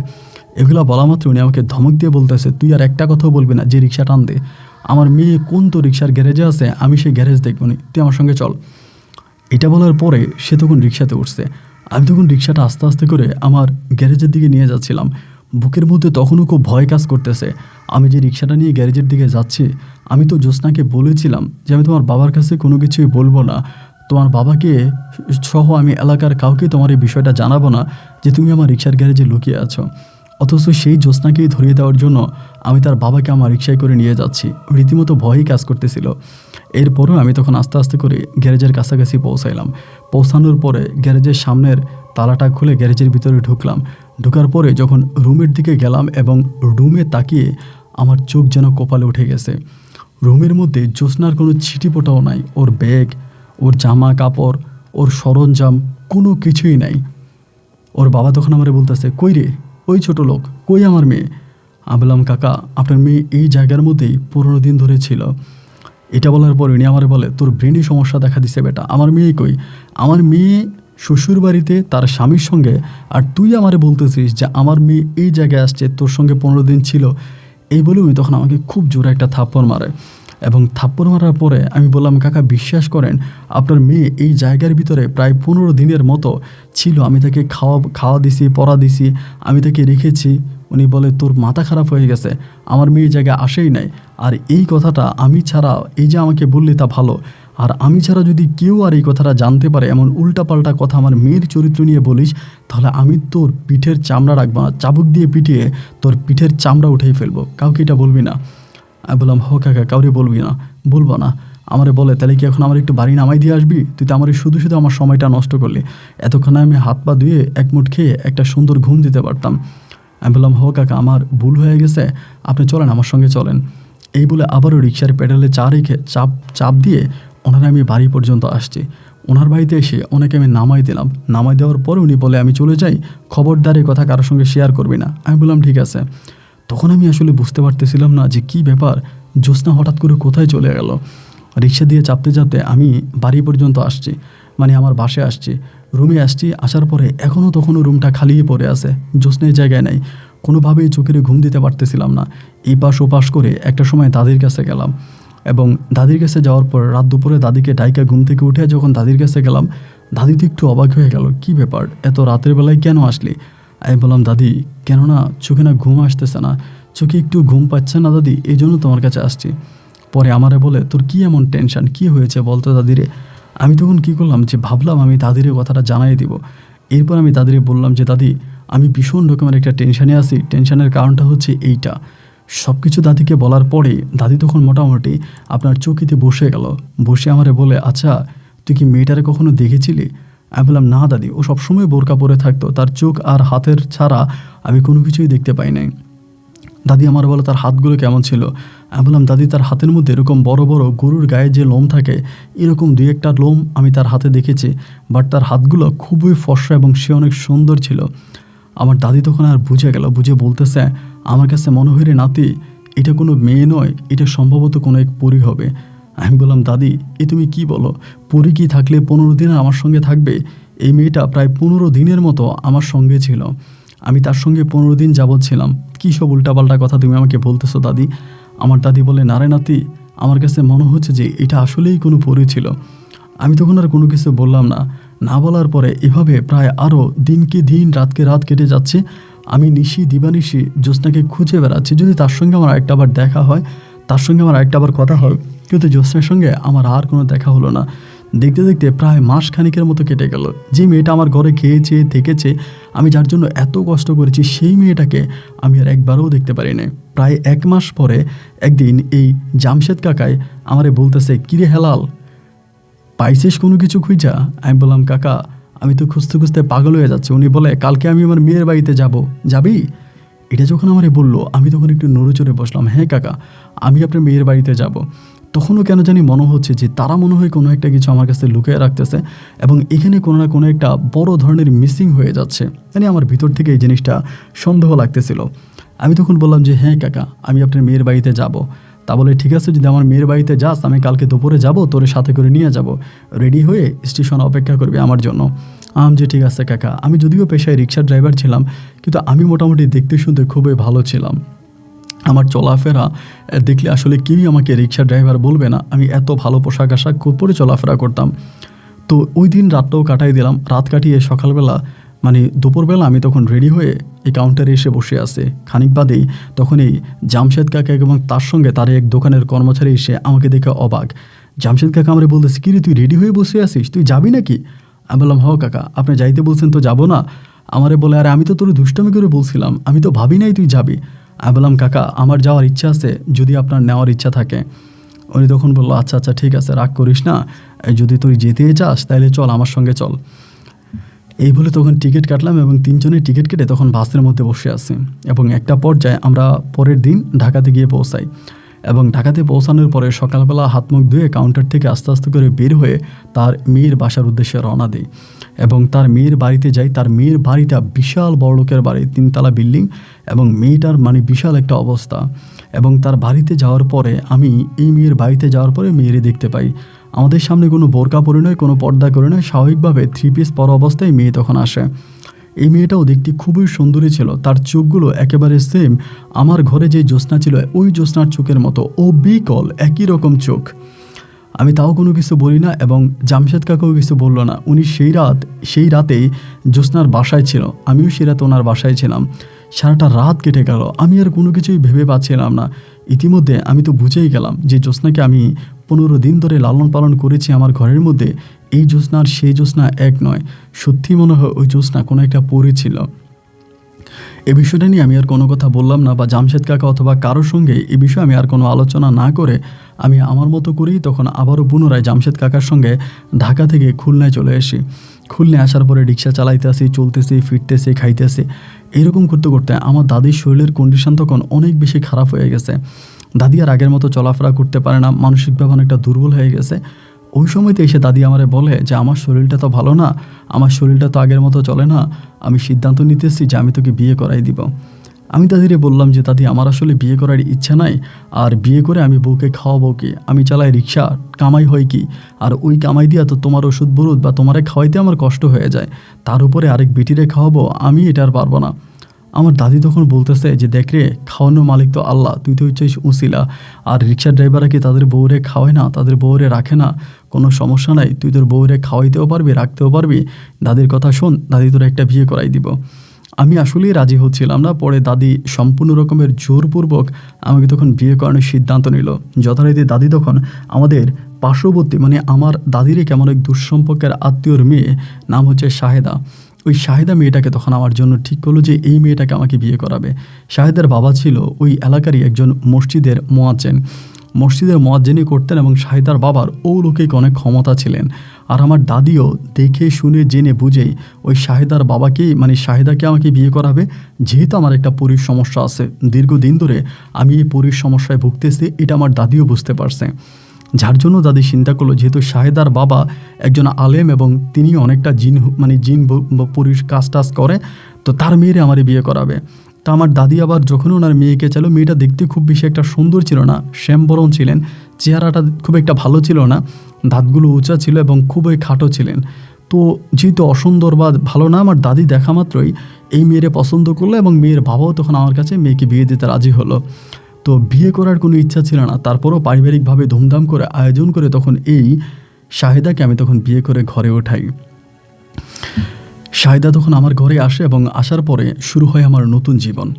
আমি তখনও রিক্সা চালাইতাম, ভাড়া মারতাম, টিপ মারতাম, বাইরে বাইরে ঘুরতাম, বাইরে বাইরে চলতাম। তখনই শাহেদা আমার ঘরে আসে। শাহেদার সঙ্গে তখন আমার সংসার শুরু হলো এবং আমি শাহেদার এরকম কোনো কিছুই বলি না। আমার অতীত জীবনে যেই জ্যোৎস্না ছিল বা জ্যোৎস্নার সঙ্গে এরকম ঘটনা, আমি এগুলো কিছুই বলি না। এই করতে করতে প্রায় বিয়ে হবার 10 দিন কি 15 দিনের মাথায় আমি হঠাৎ করে একটা নতুন ধরনের জিনিস আবির্ভাব করতে পারলাম, মানে বুঝতে পারলাম যে বিয়ে করার প্রায় 10 থেকে 15 দিন পরে আমি মাঝে মাঝে দেখি যে শাহেদা আমার সঙ্গে যে কথাবার্তা বলে, ওই কথাবার্তার কণ্ঠটা অবিকল জ্যোৎস্নার মতো হয়ে যায়। জ্যোৎস্না যে সুরে আমার সঙ্গে কথা বলতো, যেভাবে আমার সঙ্গে কথা বলতো, শাহেদাও কেমন জানি সেই সুরেই সেইভাবে আমার সঙ্গে কথা বলে। এবং এরকম করতে করতে রাতের বেলায় যখনই আমরা একসঙ্গে থাকতাম, শাহেদার সঙ্গে থাকতাম, আমার কাছে মনে হতো যে শাহেদা যেন রাতের বেলায় জ্যোৎস্না হয়ে যায়, জ্যোৎস্নার মতো এরকম আচার আচরণ করে বা কথাবার্তা বলে, কণ্ঠটা অবিকল জ্যোৎস্নার কণ্ঠের মতো হয়ে যায়। এভাবে অনেক দিন কাটার পরে একদিন রাতের বেলায় ও আর আমি শুয়ে আছি, শুয়ে থাকা অবস্থায় ও আমার সঙ্গে গুনগুন করে কথা বলতেছে, আমিও কথা বলতেছে। কথা বলার এক ফাঁকে আমি ওরে জিজ্ঞেস করলাম, কে তুমি? কে তুমি জিজ্ঞেস করা মাত্রই ও তখন আমাকে বলে বসলো, আমি জ্যোৎস্না। ডিরেক্টলি বলতেছে আমি জ্যোৎস্না। আমি বললাম, তুমি জ্যোৎস্না? বলে, হ্যাঁ আমি জ্যোৎস্না। আমি বললাম, শাহেদা কই? বলে, শাহেদাও আছে। আমি বললাম, জ্যোৎস্না তুমি কোত্থেকে আসছো? পরে বলে, যেখানে তুমি আমাকে রেখে এসেছো। আমি বললাম, জ্যোৎস্না তুমি কি আসলেই জ্যোৎস্না? এবার একটা হাসি দিল, একটা খিলখিলিয়ে হাসি দিল, হাসি দিয়ে বলতেছে, না আমি জ্যোৎস্না না। তাই আমি বললাম, তুমি জ্যোৎস্নাও না, তুমি শাহেদাও না, তুমি কে? বলে, আমার নাম রানী। আমি বললাম, রানী? এই রানী কে? বলে, আমি রানী। আমি বললাম, আমি আসলে ঠিক বুঝতে পারছি না, তুমি কোন রানী? বলে, যাকে তুমি জ্যোৎস্না নামে চিন্তা, সে আসলে জ্যোৎস্না নয়, সে রানী। আমি বললাম, তুমি রানী? বলে, হ্যাঁ আমি রানী। যে তুমি কোথায় থাকো? বলে, আমি রানী দিঘিতে থাকি। আমি বললাম, রানী দিঘিতে মানে ওই যে আমার গ্যারেজের পিছনে যে রানী দিঘি আছে সেই রানী দিঘিতে? বলে, হ্যাঁ আমি সেই রানী দিঘিতে থাকি। তুমি প্রতিদিন সকালবেলা ওই রানী দিঘির পানিতে মুখ পরিষ্কার করো এবং দুপুরবেলা তুমি সেই রানী দিঘির পাড়ে গিয়ে বসে থাকো। গভীর রাতে খোলা গায়ে এই রানী দিঘির পাড়ে গিয়ে বসে থাকো। রানী দিঘির পানিতে অজু করে তুমি পশ্চিম মুখ করে খুব সুন্দর করে নামাজ পড়ো। এই সব কিছু দেখে আমি তোমার উপর দুর্বল হয়ে গিয়েছিলাম। আমি সরাসরি তোমার কাছে আসার কোনো সুযোগ পাচ্ছিলাম না, যার কারণে একজন যাত্রীর অভিনয় করে আমি তোমার জীবনে আসছি। কিন্তু দুর্ভাগ্যবশত তুমি এমন একটা কাজ করে বসলা, যার কারণে তোমার কাছ থেকে আমার চলে যেতে হয়েছে। যখনই সে আমাকে বলল রানী এবং সে রানী দিঘিতে থাকে এবং সে আমার কাছে কোনো একটা মানে কোনো একটা উসিলা ধরে আমার কাছে আসছে এবং সব কিছু জানার পরে আমি তখন খুব অবাক হয়ে গেলাম এবং তার সঙ্গে আমি রাত কাটালাম। আমাদের স্বামী স্ত্রীর সম্পর্ক হলো, মানে আমার বউ শাহেদার সঙ্গেই হলো। সকালবেলা আমি যখন শাহেদাকে জিজ্ঞেস করি, শাহেদা কালকে রাতে কি তুমি আমাকে উল্টাপাল্টা কিছু বলেছিলা? শাহেদা বলে, না তো, কালকে রাতে তো আমি উল্টাপাল্টা আপনাকে কিছু বলি নাই। আমি রাতের বেলায় ঘুমাইছিলাম, আমার ঘুম আসছে, আমি ঘুমাইছি। আমি আসলেই আর তার কোনো কিছু বলতে চাই না বা কোনো কিছু বলি না। আমি তখনও অবাক হয়ে গেলাম যে এইটা আমার বউ আমারে কি বলে। এবং এইভাবে প্রায় প্রতিটা রাতের বেলায় রাত যখনই হইতো তখনই এই শাহেদার মাঝে ওই রানী এসে ভিড় করতো, মানে রানী আসতো। রানী আসার পরে সম্পূর্ণ আমি রানীর সঙ্গে কথাবার্তা বলতাম, রানিয়ে থাকতো এবং সকালবেলা হয়ে যেত শাহেদা। এভাবে দিনের পর দিন আর রাতের পর রাত কাটতেছে, বাট শাহেদার ঘরে কোনো সন্তানাদি হচ্ছে না। আমি রিক্সা চালাই এবং রিক্সা চালাতে গেলেও আমি মাঝে মাঝে অলৌকিকভাবে দেখতে পাই যে আমার প্যাসেঞ্জার নাই, রিক্সা খালি, রিক্সার মধ্যে শাহেদা বসে আছে। মানে শাহেদা বলতে আমি তো তার শাহেদা রূপেই দেখতাম, কিন্তু সে মূলত ছিল রানী। আর ওই রানীকে প্রথমে আমি জ্যোৎস্না রূপে পাই এবং শাহেদা রূপে পরে পাই। এভাবে দীর্ঘদিন কাটার পরে একটা সময় সে আমাকে বলে, তুমি যে শাহেদার সঙ্গে থাকো এটা আমার পছন্দ না, তুমি যে শাহেদার সঙ্গে সংসার করো বা শাহেদার সঙ্গে থাকো এটা আমার পছন্দ না, আমি তোমাকে এখান থেকে নিয়ে যাব। তো আমাকে যখন সেই কথাটা বলতো আমি তখন বলতাম যে আমাকে এখান থেকে কোথায় নিয়ে যাবা, আমি কই যাব? আমারে বলে, আমি যদি তোমাকে কোথাও নিয়ে যাই তুমি কি আমার সঙ্গে যাবা? আমি বললাম, তুমি যদি আমাকে কোথাও নিয়ে যাও তবে আমি যাব না কেন, আমি অবশ্যই যাব। ও বলে, শাহেদার জন্য কষ্ট হবে না? আমি বললাম, না আসলে সত্যি কথা বলতে শাহেদাকে আমার ভালোই লাগে না। তুমি যখন শাহেদার মাঝে আসো তখন আমার কিছুটা ভালো লাগে, আর তুমি যখন শাহেদার মাঝে থাকো না তখন শাহেদাকে আমার একেবারেই ভালো লাগে না। আমি শাহেদাকে পছন্দ করিই না। কেন যে আমার দাদি আমাকে শাহেদাকে বিয়ে করালো আমি সেটাও বুঝতে পারি না। এবং তখনই রানী আমারে বলে, আমার সঙ্গে যাবা? আমি বললাম, হ্যাঁ আমি তোমার সঙ্গে যাব। ও বলে, আমার সঙ্গে গেলে কিন্তু আর কখনো আসতে পারবা না। আমি বললাম, তুমি যদি আমাকে নিয়ে যাও আমি আর কখনোই আসবো না। ও আমাকে বলে, আমার দেশে গেলে তুমি আমাকে যেরকম একটা রুমের মধ্যে বন্দি করে রেখেছো আমি তোমাকে এরকম একটা রুমে বন্দি করে রাখবো, তুমি কিন্তু বেরোতে পারবা না। আমি বললাম, আমার ঠিক বের হওয়ার প্রয়োজন নাই, তুমি যদি আমাকে কোথাও বন্দি করে রাখো আমাকে একটু খাওয়া পড়া দিলে আমি সেখানেই থেকে যাব। এরকম করতে করতে একদিন রাতের বেলা আমি আর শাহেদা শুয়ে আছি। শাহেদা মানে শাহেদার সঙ্গে তখনও রানী আছে। রানী তখন রাত প্রায় আনুমানিক 2টার মতো বাজে। আমারে বলে, তুমি কি যাবা আমার সঙ্গে? আমি বললাম, হ্যাঁ যাব। ও বলে, সত্যি যাবা? আমি বললাম, হ্যাঁ যাব। আর আসতে পারবা না কিন্তু? আমি বললাম, আসবো না। ও বলে, ঠিক আছে, এখান থেকে উঠে তুমি সোজা ওই রানী দিঘির পাড়ে যাও, আমি আসতেছি। তো ওর সঙ্গে আমার আসলে চলে যাওয়ার ইচ্ছা, মানে ভিতর থেকে চলে যাওয়ার একটা ইচ্ছা ছিল। আমি তখন ওর কথা মতোই শোয়া থেকে উঠে যাই, উঠে সরাসরি রানী দিঘির পাড়ে গিয়ে দাঁড়াই। এবং রানী দিঘির পাড়ে দাঁড়ানোর প্রায় 10 থেকে 15 মিনিটের মাথায় এই শাহেদা তখন কোত্থেকে জানি আসে, আমার পিছন থেকে আসে, এসে আমাকে বলে, আমার হাতটা ধরে বলে, লাফ দাও। তখন কিন্তু রানী দিঘিতে একেবারে পানি থই থই ছিল, বর্ষার সময় ছিল, পানি একেবারে ভরপুর। আমি বললাম, কোথায় লাফ দিব? ও আমাকে বলে, লাফ দাও। আমি ওর সঙ্গে শুধু রানী দিঘিতে লাফ দিয়ে ওর হাতে হাত ধরে, শুধু এইটুকু আমার মনে আছে। এরপরে আর কোনো কিছু আমার মনে নাই। আমার যখন জ্ঞান ফিরে আমি দেখি আমি বিশাল একটা রাজপ্রাসাদের মধ্যে শুয়ে আছি। এত বড় রাজপ্রাসাদ আমি আমার জীবনেও দেখি নাই, এক বিশাল রাজপ্রাসাদ। এবং এই প্রাসাদের মানে আলোক সজ্জা করা, এত সাজানো গোছানো যা বলার মতো না। এবং রানীর পোশাক পরিহিত অবস্থায় এক সুন্দরী মেয়ে, যাকে আমি দেখে অবাক হয়ে গেলাম। আমি বললাম, আপনি কে? বলে, আমি রানী। তো আমি তোকে প্রথমে দেখেছি জ্যোৎস্নার রূপে, এরপরে দেখেছিলাম শাহেদা রূপে, কিন্তু এই প্রথম তার নিজস্ব রূপে আমি তাকে দেখতে পাই। এবং তার রূপ যৌবন এমনই ছিল যে কোনো পুরুষ তার রূপে দেখলে পাগল হয়ে যাবে, নিজেকে ধরে রাখতে পারবে না। যতই তার দিকে তাকাচ্ছি যেন আমি ততই মুগ্ধ হয়ে যাচ্ছি। অবাক দৃষ্টিতে, অবাক নয়নে আমি তার দিকে তাকিয়ে আছি। এবং সে তখন আস্তে আস্তে করে আমার কাছে আসে, আমার সঙ্গে কথা বলে, এবং যে একটা সম্পর্ক সেই সম্পর্কটাও সে আমার সঙ্গে করে। আমাকে খাওয়া দাওয়া করায়, আমার কোনো কিছুর অভাব হয় না। এবং আমি যখন যা খেতে চাই সেই খাবারই সে আমাকে দেয়। আমি অনেক সময় হুজুরদের মুখে স্বর্গের বর্ণনা শুনেছিলাম, স্বর্গের মধ্যে মানুষের জীবন কেমন থাকে।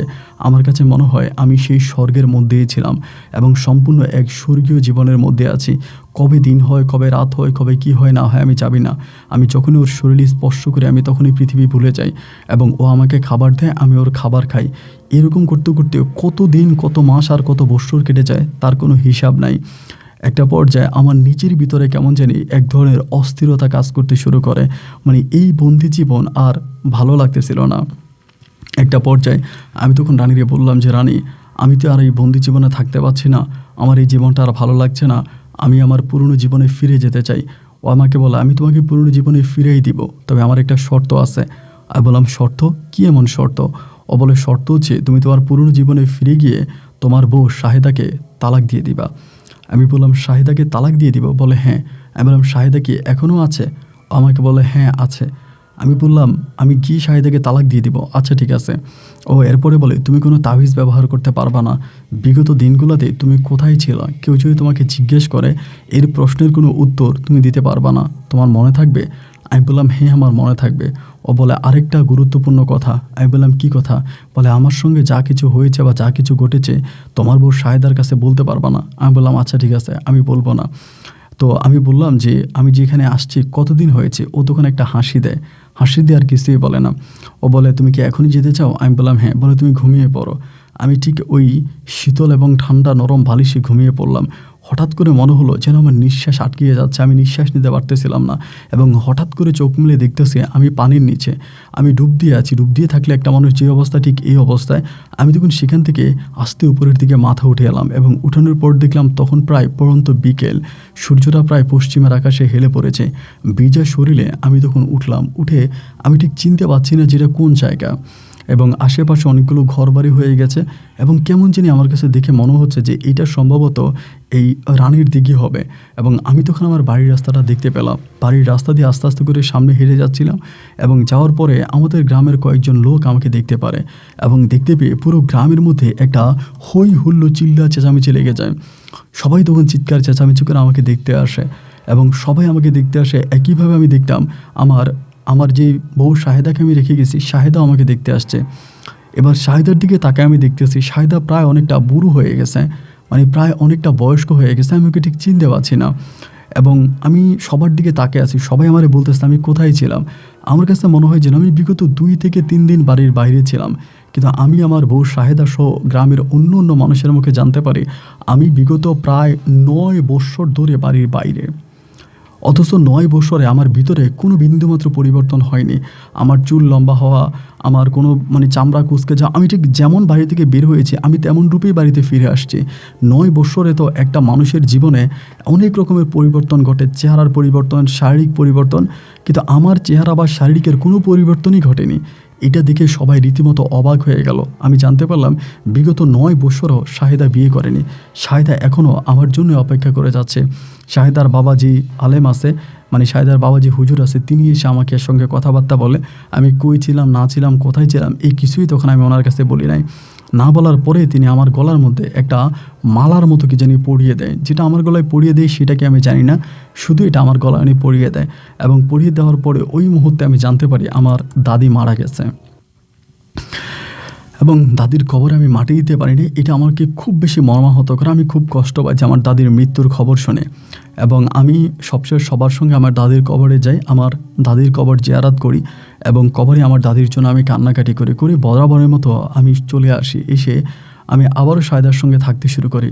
কিন্তু আমি যখনই শাহেদার সঙ্গে থাকি আমার কাছে আর এই জ্যোৎস্না আসে না, আর ওই রানী আসে না। আমি দিন যত যাচ্ছে রানীকে আর দেখতে পাচ্ছি না, রানী আর আমার কাছে কোনোভাবেই আসে না। 1 দিন 2 দিন 3 দিন 4 দিন এরকম অনেকগুলো দিন কেটে গেল, আমি আর রানীকে দেখতে পাচ্ছি না।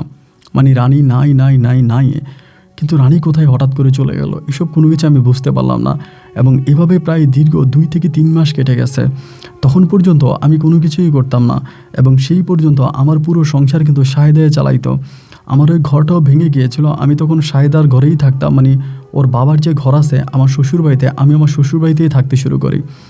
তো সেই জায়গার মধ্যে আমার সঙ্গে কী হচ্ছে না হচ্ছে তা কোনো কিছুই বুঝতে পারি না। কিন্তু আমার শ্বশুর যে আছে শাহেদার বাবা, উনি মাঝে মাঝে এসে আমাকে দোয়া দরুদ পরে আমাকে ফটো দেয় এবং আমার দিকে একটু ভালোভাবে সুদৃষ্টি দেয়, আমাকে খুবই উনি চোখে চোখে রাখে।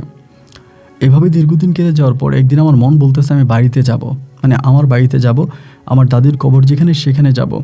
তো আমি শাহেদার বাবার কাছ থেকে বলে শাহেদাকে নিয়ে তখন আমার বাড়িতে আমি তখন আসি। বাড়ির তখন একটা ঘর আসছিল, বাট ঘরটা খুব ভাঙা। তো ভাঙা ঘরের মধ্যে আমি তখন কী করলাম, শুয়ে আছি। শুয়ে থাকার পরে সন্ধ্যার দিকে, তখন সন্ধ্যার প্রায় কিছুক্ষণ পরে বুকটার মধ্যে তখন কেমন যেন একটু জ্বলাপলা করতেছে, বুকটা জ্বলতেছে, খুব ব্যথা অনুভব হচ্ছে। তো কেন এরকম ব্যথা অনুভব হচ্ছে এটা আমি ঠিক বুঝতে পারলাম না।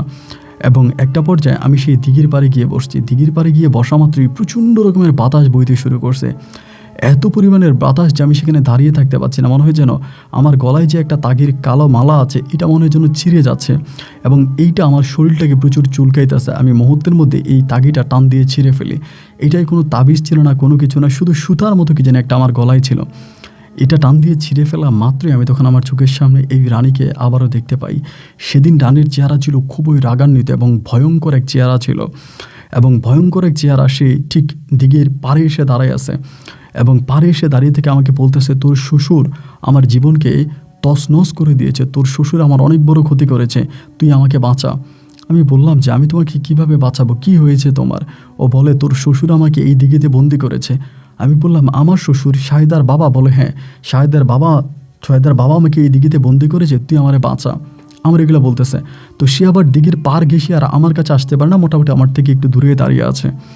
তো আমি বললাম, তুমি এগুলো কী বলতেছো রানী, আমার কাছে আসো। আর সে আমার কাছে আসতে পারে না। অনেকক্ষণ তার সঙ্গে কথাবার্তা বলে আমি তখন ঘরে আসি। ঘরে আসার পর তখন দেখলাম সায়দা শুয়ে আছে। সায়দাকে ডাক দিয়ে উঠালাম, সায়দা উঠলাম। আমি বললাম, সায়দা আচ্ছা, আমি যে বিগত প্রায় 9 বছর পরে তোমাদের মতো আমি বাইরে ছিলাম, 9 বছরে কি তোমার বাবা আমাকে খুঁজেছিল? সায়দা বলে, হ্যাঁ বাবা তোমাকে বিভিন্ন জায়গায় খুঁজেছে এবং অনেক জায়গায় খোঁজ খবর নিয়েছে। আমি বললাম, 9 বছর তুমি বিয়ে বসনি কেন? ও বলে, আমি তোমার সঙ্গে সংসার করেছি দীর্ঘ অনেক মাস, তোমার প্রতি আমার প্রচণ্ড মায়া জন্মে যায়। আমার বিশ্বাস ছিল যে তুমি একদিন হয়তো ফিরে আসবা। ওই বিশ্বাসে আমি আর কারো সঙ্গে সংসার করি নাই, আমি তোমার অপেক্ষায় ছিলাম এবং তুমি আসছো, আমি তোমার সঙ্গে সংসার করতেছি। তো আমি তখনও সায়দাকে আর বলতেছি না যে তোমার বাবা কোনো কিছু করেছে কিনা। পরে আমি আবার আমার শ্বশুরবাড়িতে চলে যাই। পরের দিন এই সায়দার সঙ্গে কিন্তু ওই রানীর সঙ্গে কিন্তু আমার আর দেখা হয় না, পরীটার সঙ্গে আমার আর কোনো দেখা হয় না এবং আমি জানি না পরীটা কোথায় আছে বা কেমন আছে। এরকমভাবে ওর বাবার সাথে থাকতাম। ওর বাবা আমাকে বিভিন্ন দোয়া দরুদ পরে ফু দিত। এরকম করতে করতে শ্বশুরবাড়িতে তখন আমার কেমন জানি দম বন্ধ হয়ে আসতেছিল। আমি সিদ্ধান্ত নিলাম যে আমি আর আমার শ্বশুরবাড়িতে থাকবো না, আমি আমার নিজ গ্রামে ফিরে যাব, আমার নিজ বাড়িতে ফিরে আসব। এবং একটা পর্যায়ে আমি তখন আবারও আমার ওই দাদির কবরের পাশেই আমার যে রিক্সার গ্যারেজ ছিল সেখানে আমি তখন ঘর তৈরি করতে শুরু করি এবং একটা পর্যায়ে ঘর তৈরি করে সেই ঘরে আমি তখন শাহিদাকে নিয়ে থাকতেছি। তখনও আমাদের কোনো সন্তানাদি হয়নি, কোনো বাচ্চা কাচ্চা হয়নি। এভাবে প্রায় অনেকগুলো রাত কেটে গেল। তখন আমার মনের ভিতরে বারবার রানীর জন্য মায়া জন্মেছিল। রানী কই, রানী কই, রানী কই, রানী কেন আমার জীবন আসে না, রানীকে কেন দেখি না। আমি একরকম রানীর জন্য পাগল হয়ে যাচ্ছিলাম। সেই মুহূর্তে এক অমাবস্যা রাতের কথা আপনাকে বলি। এক অমাবস্যার ঘুটঘুটে অন্ধকার রাতের বেলায় আমি আর আমার বউ শাহিদা তখন শুয়ে আছি। রানীর জন্য তখন প্রচণ্ড রকমের আমার মনে মায়া কাজ করতেছে। তখন আমি পরে জানতে পারি যেটা অমাবস্যার রাত ছিল। আমি সেই সময় জানতাম না। একটা পর্যায়ে আমি তখন চোখটা বন্ধ করি। চোখটা বন্ধ করার পর আমি তখন নিদ্রায় চলে যাই, ঘুমে যাই। ঘুমে যাওয়ার পর আমি দেখতেছি রানী প্রচণ্ড রকমের কান্না করতেছে। স্বপ্নের মধ্যে দেখতেছি প্রচণ্ড রকমের কান্না করতেছে এবং কান্না করে বলতেছে, আমারে বাঁচাও, আমারে নিয়ে যাও, আমারে বাঁচাও, আমারে নিয়ে যাও। ওর হাতে তখন স্বর্ণের একটা কলসি ছিল, রানীর হাতে একটা স্বর্ণের কলসি এবং কলসিটার মধ্যে প্রচণ্ড রকমের স্বর্ণ গয়না। ও আমাকে বলে, সব কিছু আমি তোমাকে দিয়ে দিব, তুমি আমাকে মুক্ত করো, তুমি আমাকে মুক্ত করো, আমাকে বাঁচাও, আমি সব কিছু তোমাকে দিয়ে দেবো, আমাকে মুক্ত করো, আমাকে বাঁচাও। এই কথাগুলো যখন আমাকে বলতেছে আমি তখন বুঝতে পারতেছিলাম না যে ও কি বলে, ও কি কথা বলে। এরপরেও আমাকে বলে যে এই সমস্ত কিছু তোমাকে দিয়ে দেবো, তোমাকে আমি বড়লোক বানাই দিব এবং তোমার কোনো কিছুর অভাব হবে না, আমাকে এই দিঘি থেকে মুক্ত করো, আমাকে এই দিঘি থেকে বাঁচাও। তাই আমি বললাম যে আমি তোমাকে দিঘি থেকে বাঁচাবো, আমি তোমাকে দিঘি থেকে মুক্ত করবো, স্বপ্নের মধ্যে এই কথা হচ্ছে, কীভাবে বাঁচাবো? তখন সে আমাকে বলে যে তুমি তোমার মাথায় যে বালিশটা আছে এই বালিশটা তোমার বউয়ের মুখে চাপা দাও এবং বউ মুখে চাপা দিয়ে তোমার বউকে তুমি হত্যা করো। এমন করে বলে, তোমার বউকে তুমি হত্যা করো এবং তোমার বউকে হত্যা করার পর যে বালিশটা দিয়ে তোমার বউকে হত্যা করবা সেই বালিশটা তুমি দিঘির মধ্যে এনে ফেলো এবং দিঘির মধ্যে এনে ফেলানোর পরে আমি দিঘি থেকে স্বর্ণের ওই কলসি নিয়ে আসবো এবং স্বর্ণের কলসি আমি তোমাকে দিয়ে দিব। তখন নিজের মাঝেও অনেকটা লোভ কাজ করতে শুরু করে। সত্যি কথা বলতে সেই সময়টাতে আমি আসলে শায়দার সঙ্গে ভালো ছিলাম না। শায়দার সঙ্গে আমার সংসার জীবন ওই মুহূর্তটাতে খুব কষ্টের কাটতেছিল। কোনোভাবেই শায়দার সঙ্গে আমি থাকতে পারতেছিলাম না। কেমন জানি আমার মনে হলো শায়দার কাছ থেকে বাঁচতে পারলেই আমি বাঁচি এবং আমি আর রানীকে বলতেছিলাম যে আমি কোনো ঝামেলায় পড়বো কিনা। রানী আমাকে বললো যে না, তুমি কোনো ঝামেলায় পড়বো না, তুমি ওকে মেরে ফেলো। রানীর কথা মতে আমি জানি না রানীর আমার শরীরে চলে আসছে না কি জানি, আমি বালিশটা দিয়ে তখন শায়দার মুখে চাপ দিয়ে ধরি। শায়দার মুখে চাপ দিয়ে ধরা মাত্র শায়দা তখন বাঁচার জন্য প্রচুর চেষ্টা করে, ও তখন আর বাঁচানোর সেখানেই মৃত্যুবরণ করে। শায়দার মৃত্যু হওয়ার পরে আমি তখন এই বালিশটা নিয়ে দিঘির পাড়ের দিকে দৌড়াতে থাকি এবং দিঘির পাড়ে দৌড়ে আমি তখন এই দিঘির পানির মধ্যে বালিশটা সহ লাফ দিয়ে নেমে যাই। বালিশটার মধ্যে লাফ দিয়ে নামা মাত্রই দিঘি থেকে মনে হলো যেন দুইটা সাপ এসে আমার চোখের মধ্যে ঢুকে গেল। দুইটা সাপ আমার দুই চোখের ভিতরে ঢুকে গেল এবং আমি বাঁচাও মা গো বাবাকে বলে চিৎকার করতে শুরু করলাম। এরপরে আর কোনো স্মৃতি আমার মনে রইল না। আমি আর কিছুই বুঝতে পারলাম না। জানলাম আমি হসপিটালে এবং যখন আমি হসপিটালে মোটামুটি সুস্থ হই বা আমি চোখে দেখতে পাই না, তখন কিছু লোক আমাকে জিজ্ঞেস করতেছিল আমি কি করেছি।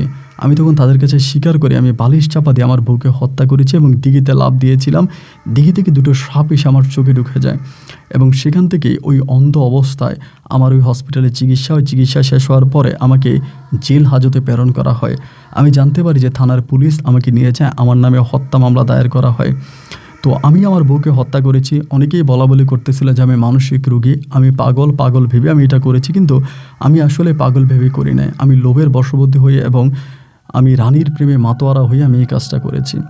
কি হয়েছিল এরপরে আমার রানীর সঙ্গে আর দেখা হয়নি এবং রানী আর আমার লাইফে আর কখনোই আসে নাই। জেলে প্রায় 6 বছর ধরে আমি জেল খেটেছি এবং 6 বছর আমি সম্পূর্ণ অন্ধ এবং অন্ধ অবস্থায় জেলে ছিলাম। তো সেই থেকে আমি আস্তে আস্তে করে জেল থেকে বের হই।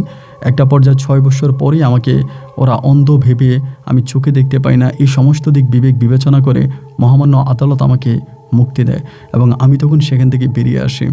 বেরিয়ে আসার পরে আমি তখন সম্পূর্ণ অন্ধ। আমাদের গ্রামের যে মানুষ আছে, ওই এলাকার যে মানুষ আছে, তারা সবাই আমাকে সাহায্য সহযোগিতা করতে থাকে এবং সবার সাহায্য সহযোগিতায় যেখানে আমার গ্যারেজ ছিল, আমি পুনরায় এখানে আবারও এসে ঘর বাঁধি।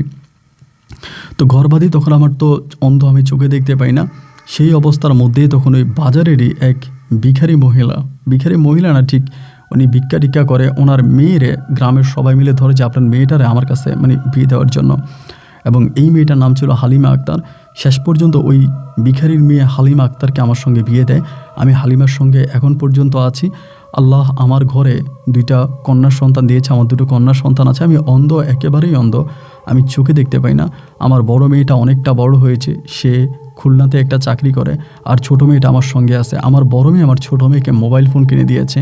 সেই মোবাইল ফোনেই আমি আপনার গল্পগুলো শুনি। সেখান থেকে উদ্বুদ্ধ হয়ে আমি আমার ছোটো মেয়ের মাধ্যমে আপনাকে, আমার ছোটো মেয়ের নাম হচ্ছে হেলেনা আক্তার, আমি হেলেনা আক্তারের মাধ্যমে আমার এই গল্পটা আপনাকে জানালাম। যদি পারেন আপনি আমার গল্পটা রেকর্ড করবেন। ভালো থাকবেন। আসসালামু আলাইকুম।